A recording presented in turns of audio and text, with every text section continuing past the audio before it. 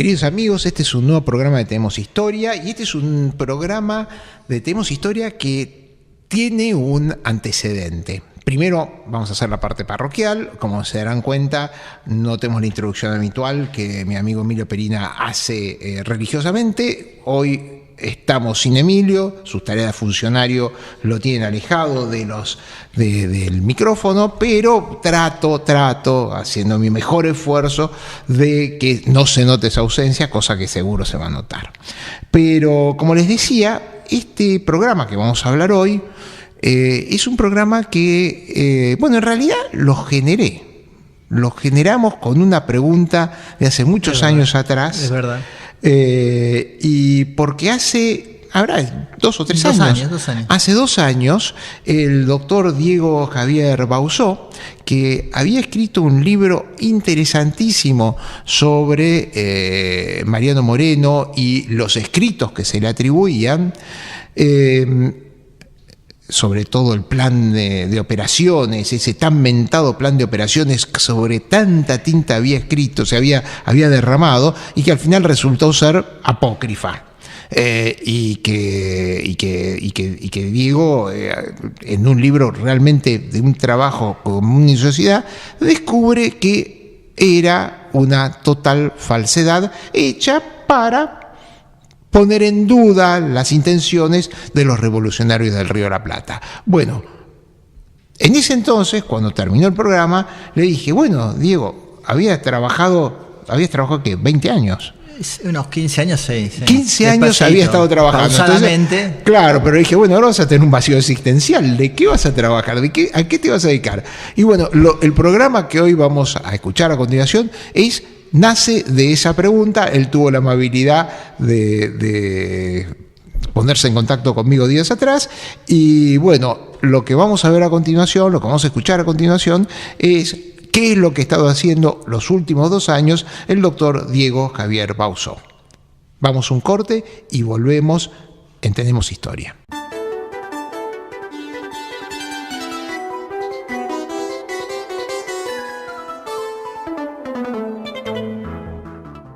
Volvemos, este es el primer bloque de Tenemos Historia. Como les había dicho, hoy no va a estar Emilio Perina, y este programa ustedes lo van a ver dentro de unos días en YouTube de Tenemos Historia.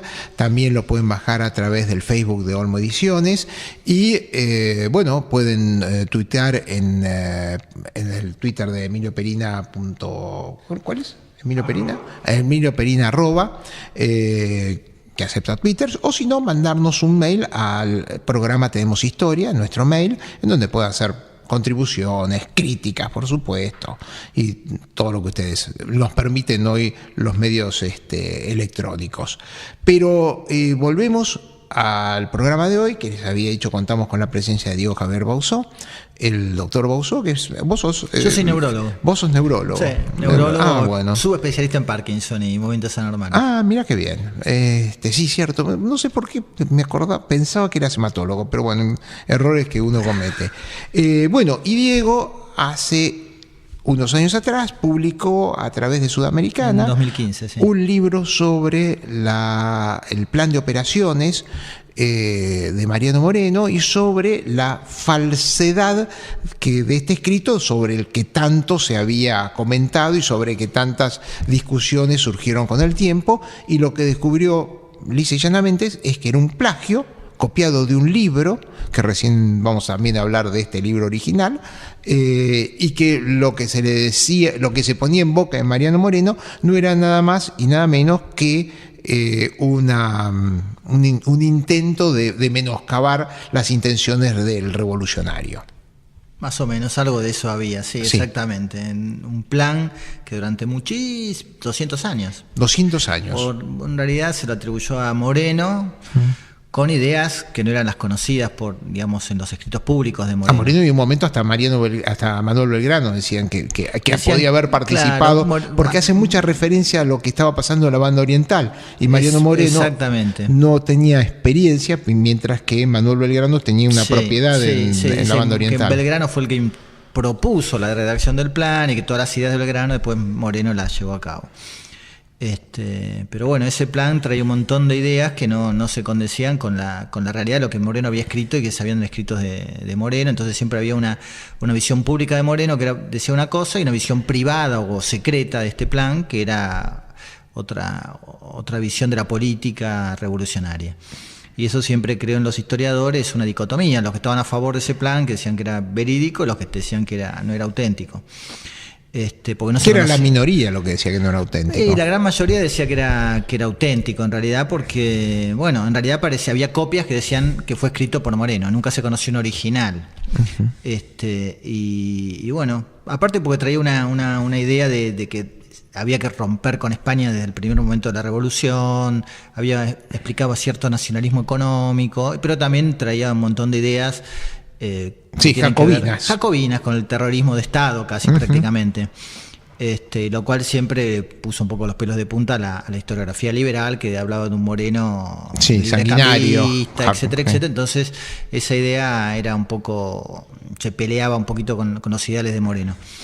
Y siempre ante la duda y siempre ante la sospecha, y muchos historiadores trataron de demostrar que era falso, y muchos trataron de demostrar que era verdadero, pero ninguno llegó a una certeza, a una prueba cierta. Y yo tuve la suerte de dar investigando así durante todos esos años que dijimos, de dar con una novela francesa del siglo... Sí, del 1800. Del 1800, exactamente, sí, justo del 1800. Sí, justo del 1800. Justo del 1800, que se tradujo en España 10 años después, en 1809, y se publicó en 1810. Y que estaba de moda, porque fue una novela bastante conocida. Se puso de moda porque hablaba justamente de la Revolución Francesa, de lo sanguinario que eran los revolucionarios, y aparte era una novela también, tenía una trama de amor de la reina, de crimen, era una novela de aventuras, una novela histórica, pero que bueno, que pintaba a la Revolución Francesa. Le Cimetière de Magdalene. El cementerio de la Magdalena, exactamente. Sí. Y eso lo tradujo el famoso impresor o editor Salvá, en España, en Sevilla, y la publicó en 1810, después hizo otras ediciones en 1811 y sucesivamente. Es una novela que transcurre en la prisión du Temple, donde tenían presos al rey, a la reina y a los hijos, al nunca ungido después Luis XVII, sí, que por esas versiones de la historia también termina... En la novela justamente lo hacen ungir nuevamente rey a Luis XVII. Claro, pero también termina en el Río de la Plata. Hay versiones de que dicen que acá sí, Pierre Benoit era Luis XVII, ¿no? Pierre Benoit, el arquitecto, sí, el padre del que después construyó la Catedral de La Plata, etcétera. Sería el que logra escapar de esta prisión, y que bueno, tiene toda una serie de aventuras hasta llegar a orillas del Río de la Plata, pero en realidad la novela es bastante truculenta. En la novela lo matan, digamos. En la novela lo matan. En la novela se escapa, después lo retoman, lo matan, etcétera, se muere. Pero bueno, lo hacen coronar, muestra cómo lo coronan en la prisión, claro, toda una cosa. El cementerio de la Magdalena es una plaza, la Plaza de la Magdalena, que es donde primeramente estuvieron enterrados Luis XVI, claro, la gente que decapitaban en la Revolución Francesa. Que es un lugar, es una plaza que está a 3-4 cuadras. Yo la visité porque hay un jardín de rosas, porque le ponen rosas recordando a María Antonieta. Claro. Es una plaza muy bonita, claro, porque hay siempre hay rosas de distintos colores, etcétera, en recuerdo de María Antonieta. Los restos después se llevaron a Saint-Denis, sí, y está en un monumento en Saint-Denis.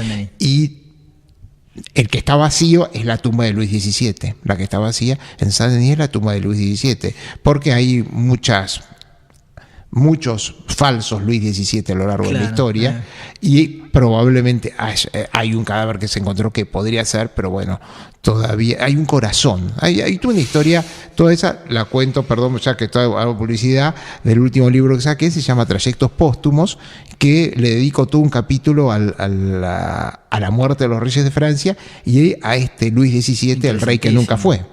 Interesantísimo, sí.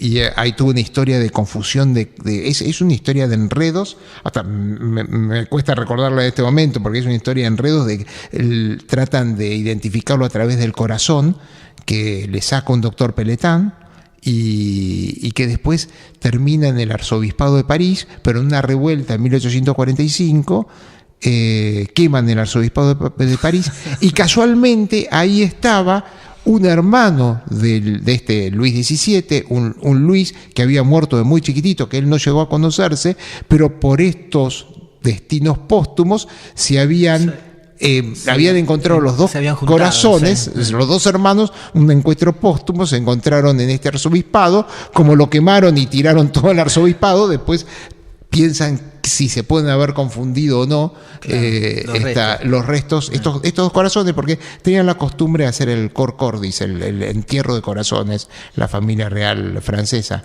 Bueno, hay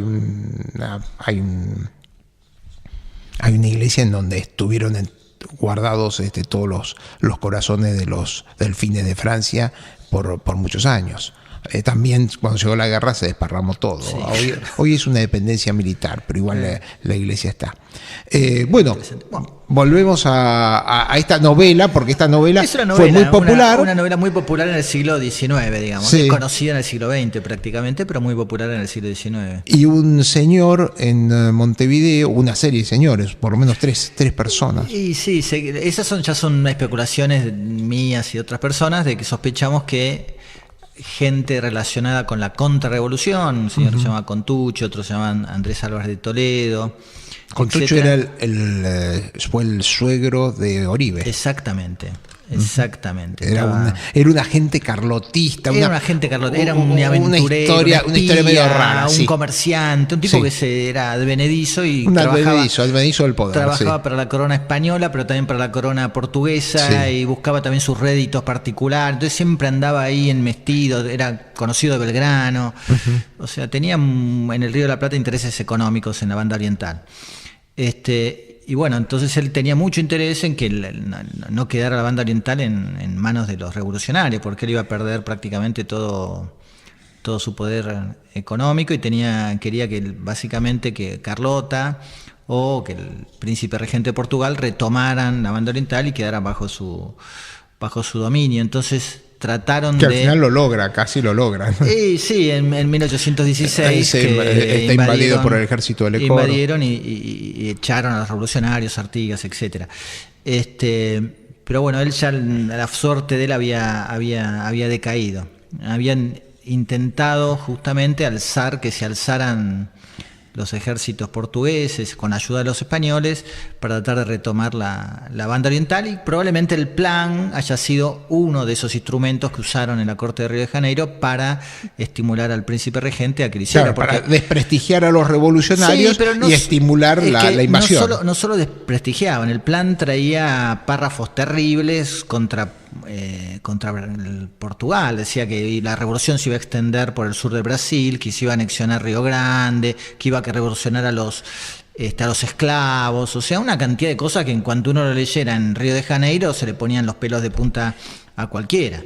Entonces decía, bueno, que no estaba tampoco tan errado. A la larga algo de eso pasó. Por eso, algo de eso había, pero lo que pasa es que lo exageraron al 1000%. Creó ejércitos, decía que con ejércitos de 20.000 hombres iban a atacar por no sé, por las Misiones, por la banda oriental. O sea, parecía que rodeaban al Brasil por todos lados, y bueno, lo único que les quedaban era defenderse a ellos, entonces como una contraofensiva. Pero bueno, uno que sabía cómo eran los hechos en el Río de la Plata, sabía que los ejércitos, no sé, de los revolucionarios tenían 1.000 hombres, 1.200 hombres, eran escasos. Bueno, de hecho, vos recién nombraste invadir al Brasil por las Misiones. Eso es, me voy a disgregar completamente, pero es un tema que siempre lo toco, porque nosotros tenemos medio como la idea que la guerra del Brasil la ganamos con la batalla de Ituzaingó, batalla que se ganó por pura suerte, por el voluntarismo de algunos de ellos, no por la estrategia de Alvear, como algunos de nuestros amigos, un querido Emilio Campo, trata de demostrar. Pero bueno, no vamos a entrar en conflictos. Pero lo que sí estratégicamente es que en la batalla después de la batalla de Ituzaingó, ya seguir con el avance era perdidoso porque las líneas se iban a extender demasiado, no se iban a cortar las líneas. Entonces, ya de ahí en adelante no se podía seguir. Y lo que gana la guerra del Brasil es justamente, que acá está muy poco estudiado en la historia nacional, porque el artífice de esto fue Rivera, que fue después el primer presidente uruguayo, es avanzar por las colonias, por las misiones jesuíticas, por la orilla del río Uruguay, y amenaza a San Pablo. Entonces ahí es cuando los portugueses y los lusitanos en ese entonces se dan cuenta de que le podían caer sobre San Pablo en cualquier momento. Y el ejército de Rivera eran 77 soldados. Sí. Por eso, con 77 tipos, revolucionó y se puso se llegó a conformar un ejército de 2000 fundamentalmente indígenas. Eran indígenas, claro. Y fíjate que la guerra termina, bueno, después tuvimos un avatar diplomático, pero a lo que voy es que nadie cuenta en la historia argentina que lo que termina con la guerra con el Brasil es el avance estratégico de Rivera. Las misiones, se sabe misiones. Muy de costado y no. Uno va a Montevideo y está la calle Misiones y piensa, bueno, será por las misiones jesuíticas. No, es la campaña de Rivera, es la campaña de Rivera. Bueno, vamos a un corte y volvemos en unos minutos para que el doctor Bouzó nos cuente cómo es estos nuevos artículos que, no son nuevos artículos, sino unos artículos sobre Mariano Moreno que no son de Mariano Moreno. Así es.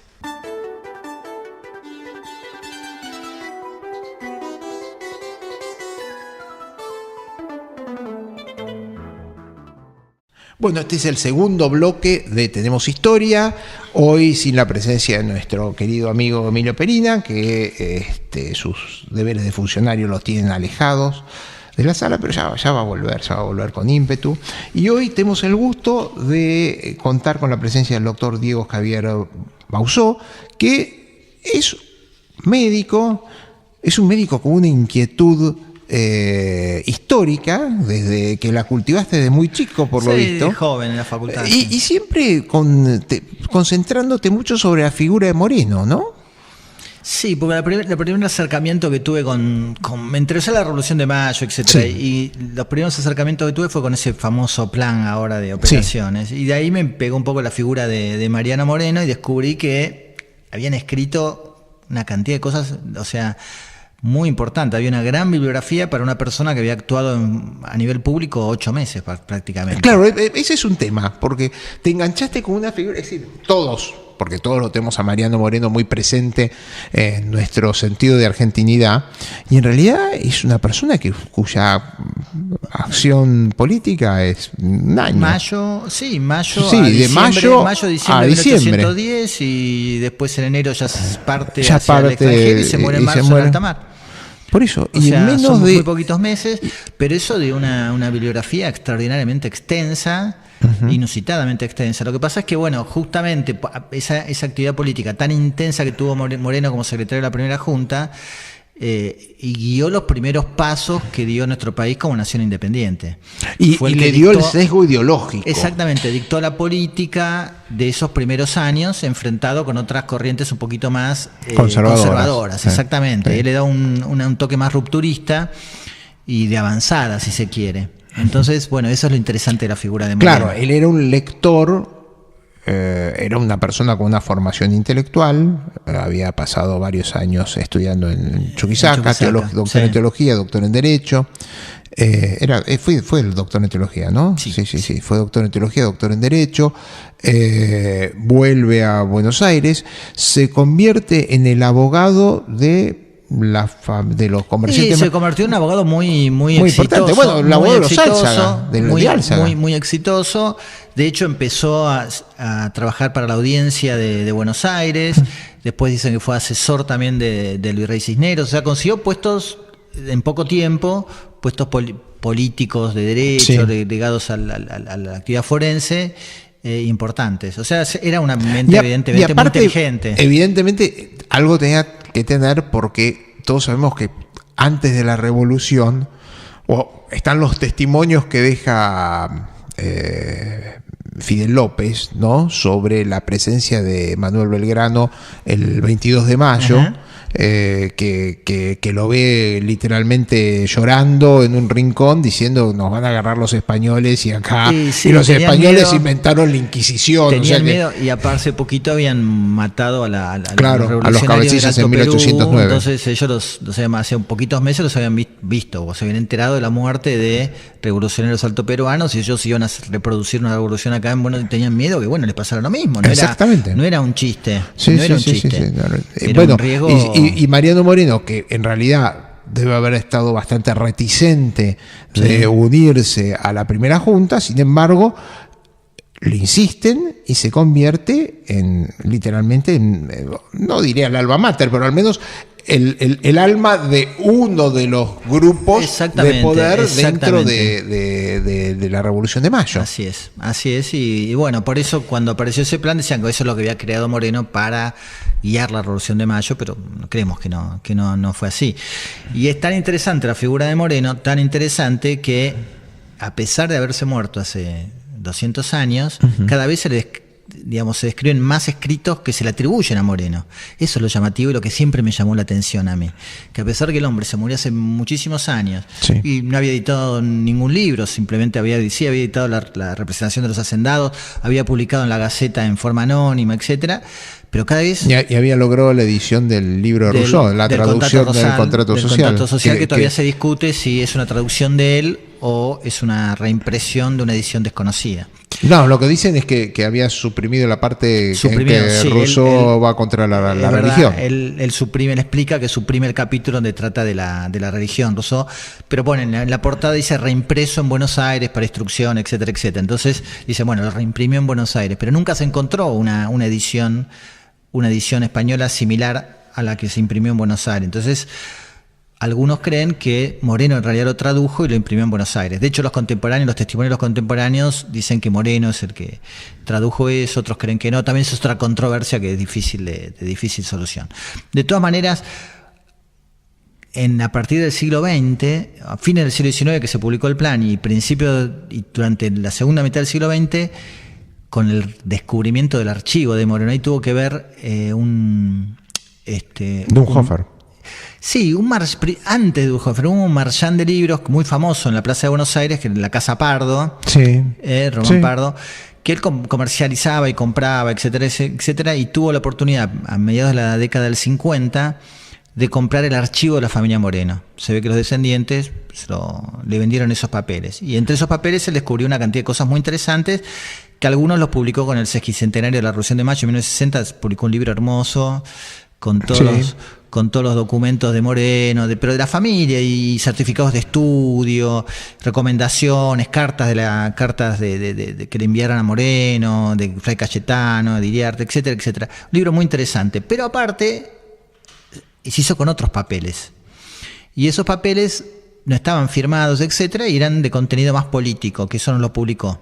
Se los prestó a un historiador judío argentino de origen polaco, se llama Boleslao Lewin, que en 1961 publicó en el Instituto de Investigaciones Históricas de la Universidad del Litoral, que él dirigía, publicó esos papeles atribuyéndoselos a Moreno. En realidad, él no se los atribuye a Moreno. Él ponía en duda. Él dice que estos papeles existían en las carpetas de estudiantes de Moreno, pero que no sabía si eran de Moreno, salvo uno que se llamaba Religión, que él creía que sí, que eso probablemente fuera de Moreno. Aparte, cuando se los prestaron le dijeron que probablemente fuera de Moreno. Entonces los publicó. En ese momento, 1961, no sé si pasaron desapercibidos, pero como Lewin no se los atribuyó directamente a Moreno, pasaron más o menos de largo. El asunto es que Lewin Pardo, más adelante, le entregó o le vendió o canjeó esos documentos con un abogado que fue historiador morenista, que se llama Dunhofer. Un abogado muy conocido en su época. Sí. Bueno. Yo lo llegué a conocer, era amigo de mi padre. Ajá. Bueno, él era muy interesado en la figura de Moreno y compraba todos los documentos que estaban relacionados con Moreno, y compró todos estos documentos y los publicó en 1975. como de Moreno, bajo la firma de Moreno, en un libro que se hizo famoso entre los que estudian la Revolución de Mayo y la figura de Moreno, que se llamaba Artículos que la Gaceta no llegó a publicar. O sea, él proponía que esos escritos de contenido político sobre la Revolución Francesa y sobre la religión los había escrito Moreno para publicarlos en la Gaceta, pero como se fue al extranjero y se murió, no tuvo oportunidad y quedaron inéditos en el archivo de Mariano Moreno. Y él los había, redescubierto en ese momento y los publicó bajo el nombre de Moreno. Y ocurrió que una masa muy importante de investigadores, historiadores, etcétera, tomaron esos documentos como reales, como escritos por Mariano Moreno, y empezaron a basar sus estudios históricos o su nueva visión de Moreno, porque permitía dar una nueva visión de Moreno, porque tenía nuevas opiniones sobre la religión principalmente. Uno de los artículos hablaba sobre la quema de la estatua del Papa, y Moreno supuestamente la justificaba, sobre Rousseau, sobre Voltaire. Entonces era muy atractivo. Entonces, temas muy candentes. Claro, temas atractivos, y aparte que daba una visión nueva. Entonces se pusieron a escribir sobre esa visión nueva de Moreno, pero pocos, no es que nadie, pero pocos cuestionaron eso. Cuestionaron que diga. Bueno, vamos a un nuevo corte y ahora nos seguís contando cómo es que nos contás sobre estos textos y qué pasó y qué es lo que le atribuyen que dice Moreno. ¿Cómo no? ¿Okay?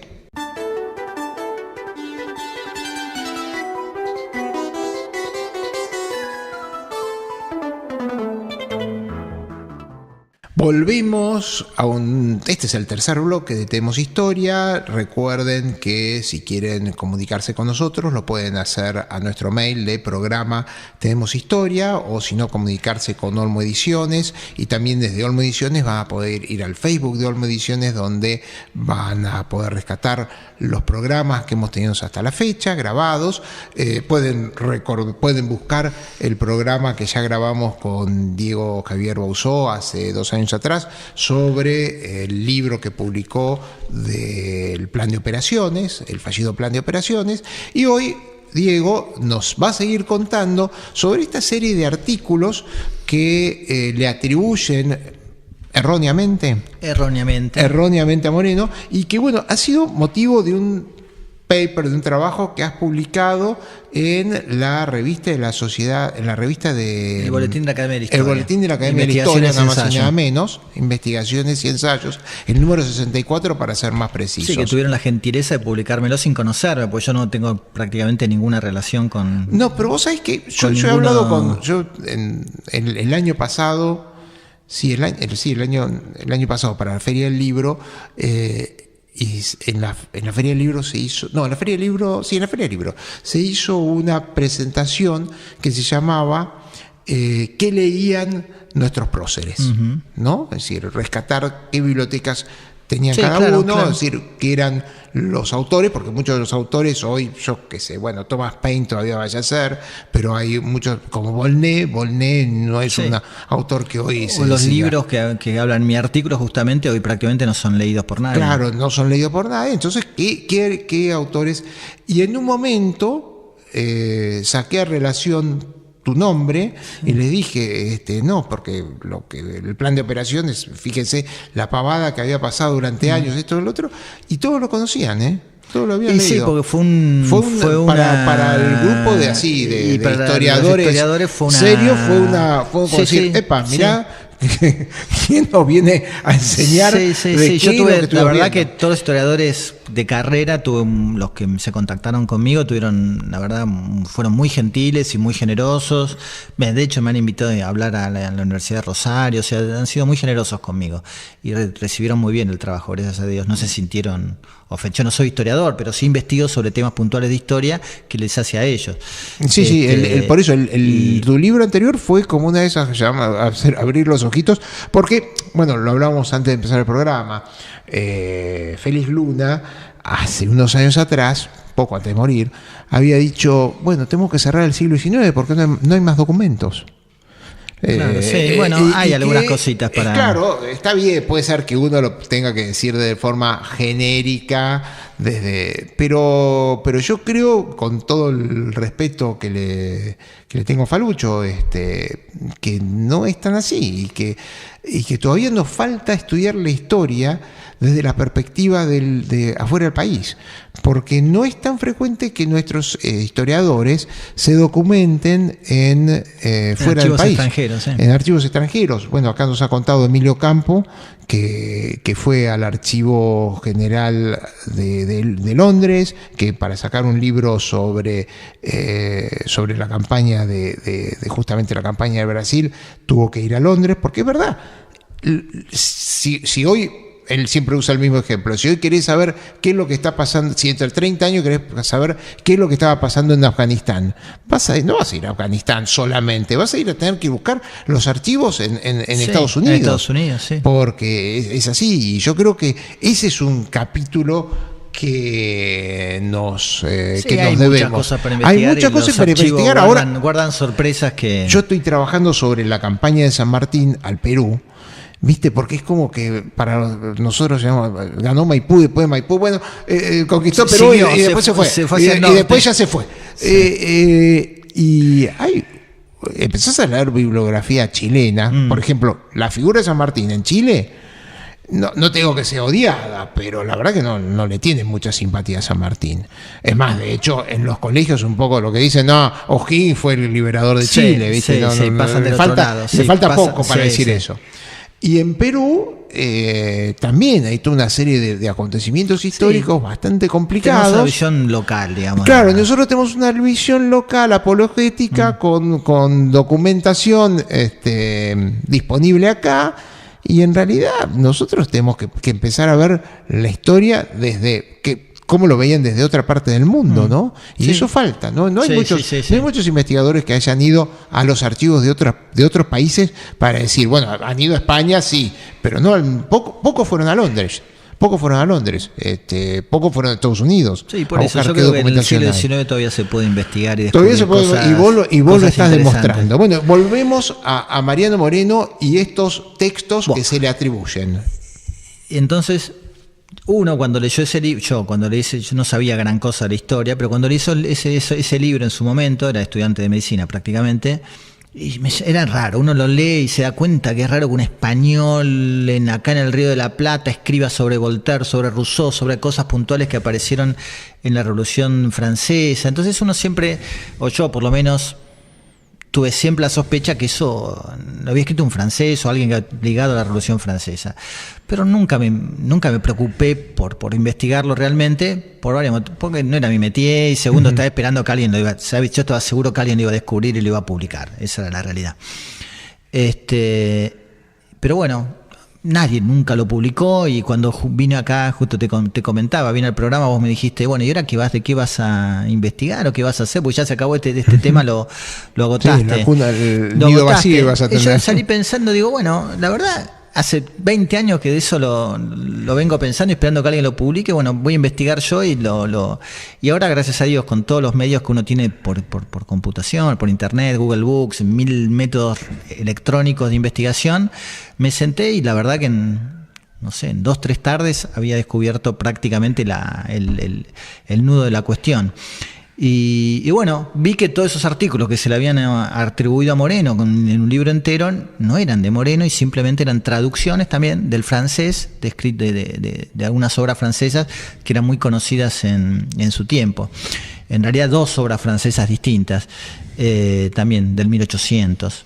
Y bueno, a mí me pareció importante después, escribirlo, y ahora, lo di para publicar. Porque justamente creo que cuando se escribe la historia uno tiene que basarse sobre fuentes verídicas. Porque si uno no se basa sobre fuentes verídicas, las conclusiones a las que va a llegar va a ser falaces. Aparte, la presentación que tenés es casi como un paper científico.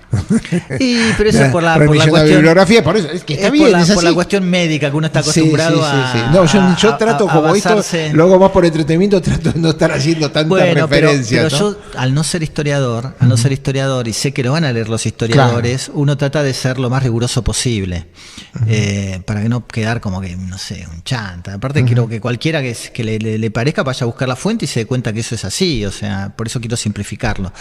Así que sí, trato de ser riguroso con la información y chequearla bien, y por la fuente para que cualquiera lo busque. Bueno, se dio entonces que busqué esos artículos y descubrí básicamente que eran traducciones de los escritos sobre Voltaire, sobre Rousseau, sobre la estatua quemada del Papa, etcétera, etcétera, de una obra monumental en realidad, que se llamaba los tableaux, los sí, cuadros sí, históricos de la Revolución Francesa, que se publicaron desde el 1791, se hicieron diversas ediciones, y que en realidad son grabados, como se hicieron hasta 140 grabados, 144 grabados, y cada grabado tenía un discurso asociado al grabado que explicaba el hecho político del grabado, etcétera, etcétera. Entonces, los distintos hechos de la Revolución Francesa estaban ilustrados y esas ilustraciones estaban comentadas. Y simplemente los escritos que se le atribuyeron a Moreno, básicamente, eran una traducción de esos comentarios a los grabados, que habían sido escritos por autores franceses anónimos en su momento, porque no estaban firmados.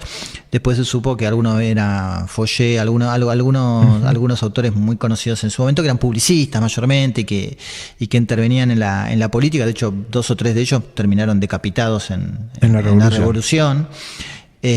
Así que tenían también su sentido político, eran escritos con un sentido político, y las distintas ediciones que se fueron haciendo de esa obra histórica tan monumental fueron cambiando y atenuando los discursos, porque unos se publicaron durante el terror, después otra edición durante el consulado, otros durante el directorio. Entonces esos discursos se fueron atenuando y fueron cambiando según las visiones políticas. Hay uno de estos artículos que vos destacaste, que es el de la religión. El de la religión. Vamos a un corte y nos contás qué es lo que dicen que opinaba Moreno de la revolución. ¿Cómo no?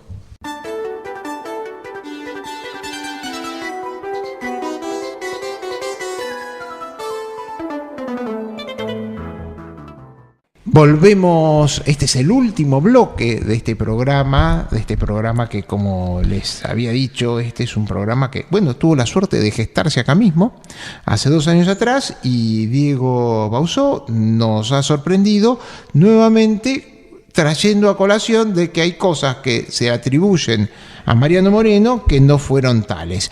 Y claro, yo estuve hojeando el trabajo que entregaste a la asociación, a la Academia de Historia, y claro, el tema que ponen en boca de primero, hay una serie de artículos en donde lo que primero llama la atención son los errores de ortografía de francés. Sí. Es decir, Rousseau está escrito Rousseau.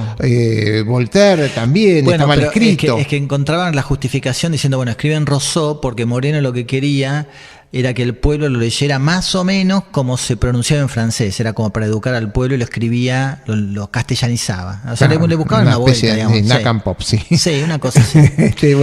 Y después, pero justamente el más atribulado, el más complicado, sobre todo de una persona que había, un doctor en teología, una persona que había estudiado para ser sacerdote y que, después el amor había desviado sus primogénias intenciones, era el de la religión. A ver, sí.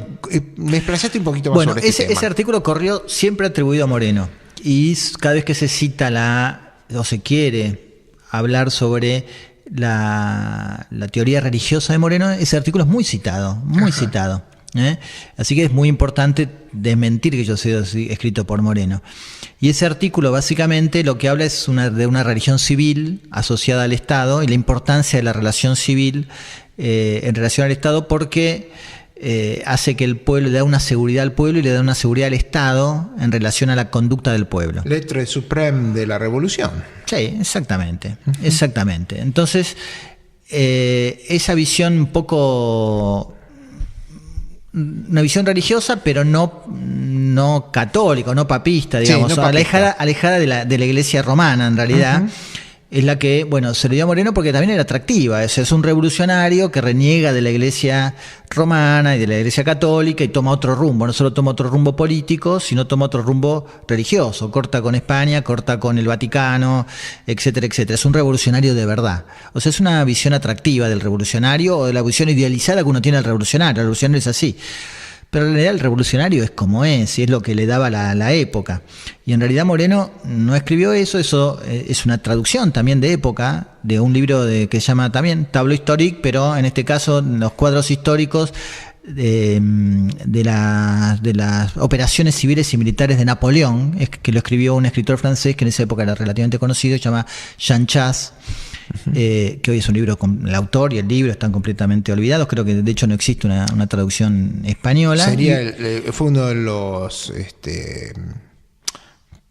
una de las personas que estuvo en la Saint-Just, una de las personas que estuvo en la Revolución Francesa. Sí, fue uno de los diputados. Estuvo y fue cambiando aparentemente. Y estuvo en la condena del rey también. Fue cambiando de acuerdo a cómo iba cambiando la revolución, fue cambiando también su panquequismo. Y sí, en principio escribió a favor de Napoleón, después cuando Napoleón cayó escribió contra los que habían escrito a favor de Napoleón. O sea, bueno, el hombre fue cambiando su sociedad política de acuerdo a cómo venía la marea de los tiempos, cómo soplaban los vientos, digamos. Claro, a mí me gusta decir la marea de los tiempos. Bueno, las mareas de los tiempos, exactamente.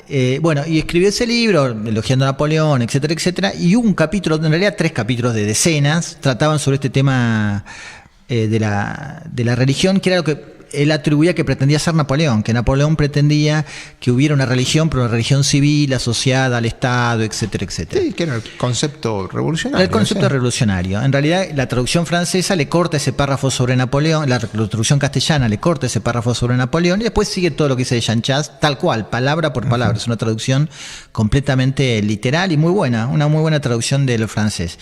Y que bueno, eso debía correr de mano en mano, como corría prácticamente todo, manuscrito. Y en esa época no había impresos, que no había fotocopias, no había mails, no había. Entonces todo lo que querría, la información que se pasaba de mano a mano manuscrita. Y bueno, y Moreno tenía una copia evidentemente de eso, pero bueno, no sabemos si adhería a eso o no adhería, era parte de sus lecturas. De última lo leyó, pero nunca lo escribió. Ni siquiera sabemos qué opinaba, si opinaba que estaba bien, que estaba mal, porque nunca dejó escrito nada al respecto. Así que sí, creo que es importante no desmentir por una cuestión de desmentir, simplemente fijar unas fuentes de dónde partir el estudio de un prócer histórico que se le ha dado tanta importancia histórica, ideológica. Entonces, bueno, a partir de ahora probablemente haya como, digamos, otro punto de partida desde donde estudiar a Moreno, sí, donde estudiar a Moreno, más veraz, un punto de partida más veraz, dejando de lado visiones más bien fantasiosas. Porque si uno parte de fuentes erróneas va a llegar a conclusiones completamente erróneas, ficticias. Sí, aparte conclusiones a veces, bueno, hay que recordar todo lo que decía Feynman sobre la Revolución de Mayo y sobre la figura de Moreno, y hablando literalmente, aparte había hecho una interpretación más que liberal, casi tendenciosa izquierda, ¿no? Es bueno, es que cada uno tomó de su lado lo que le convenía y lo explotó. Y lo explotó. Y le dio su tendencia. Los de derecha, los de izquierda, los liberales negaban todo. Entonces cada uno era como, ¿cuál era la verdad? ¿Cuál es la realidad? Bueno, ahora sabemos qué cosas son reales y qué cosas no son reales, y ahora hay que interpretar, pero interpretar a partir de hechos conocidos, no de hechos inventados o fantasiosos o etcétera. Por eso la importancia me parece a mí, de lo que tuve la suerte de publicar y de encontrar y de poder publicar. Diego, la verdad, te felicito, un enorme trabajo el que has hecho, sobre todo decir el sentido, a ver qué surge de acá en más, ahora que vas a decir. Exactamente, ahora vas a tener que poner a trabajarte en otro, porque tenemos que hacer algo dentro de un par de años, por lo menos tenemos un par de años. Bueno, dame, yo hago medicina, me lleva un poquito de tiempo. Bueno, sí, yo lo mismo, o sea que viste, estamos de la misma. Sí, vos sos mucho más productivo que yo. Bueno, pero igual, hay que, pero realmente lo que has hecho es muy, muy interesante, porque muchísima gente usa base bibliográfica de cualquier cosa en la historia. Sí, eso es lo que más me sorprendió cuando me puse a leer. Días atrás tuve un ataque de caspa. Mi señora me dijo que me bajara a tomar la presión, porque leí en un prestigioso matutino al que le escribí una carta y no me la contestaron, la publicaron, un testimonio de Pacho Donald, donde dice: lo que tienen en común Rosas y Sarmiento es que los dos no eran corruptos. Sic. Yo creo que Bartolomé Mitre debe estar convulsionando el cementerio de la Recoleta, porque cómo dejaron decir semejante barbaridad. Está demostrado, están los juicios a Rosas. Rosas triplicó su fortuna estando en el gobierno. Están todas las confiscaciones de las propiedades. Sí, lo que pasa es que decían que era tan puntilloso con el gasto del Estado y que se daba cuenta de todo y que autorizaba todo. Pero agarraba, viste, cuando decía te expropio la estancia y la estancia se la guardaba sí, para bueno, él. claro. Entonces, expropiaron a los unitarios, a los... pero hay juicios, 2000 y pico de muertos, según según Pacho solamente fueron 600. Bueno, que sean. Lo que pasa es que 600 en un país de 1 millón y pico de personas es una barbaridad. Como igual. los 30.000 desaparecidos que dice que hubo. Sí, una barbaridad. Entonces es una locura, pero eso, bueno, ya te digo, alguien lo dijo alegremente. No se fijó la cantidad de libros, y aparte hay que ir al Poder Judicial, ahí están las causas. Ahí están las causas. Y sin embargo, lo dicen alegremente y lo publican. Que yo le dije, muchachos, certifiquen un poquito lo que están publicando. Bueno, Diego, volvemos a esto. Ha estado con nosotros el doctor Diego Javier Bauzó, que hizo un análisis sobre los textos que le atribuyen a Mariano Moreno. Es una nueva perspectiva de la realidad histórica y bueno, se ha acabado el tiempo. Les dejo un gran saludo, Diego, muchas gracias. No, gracias a vos, Omar, por el interés en las investigaciones que en 2 años te esperamos por acá, vamos a ver qué nos traes y para todos nos vamos a ver la semana que viene.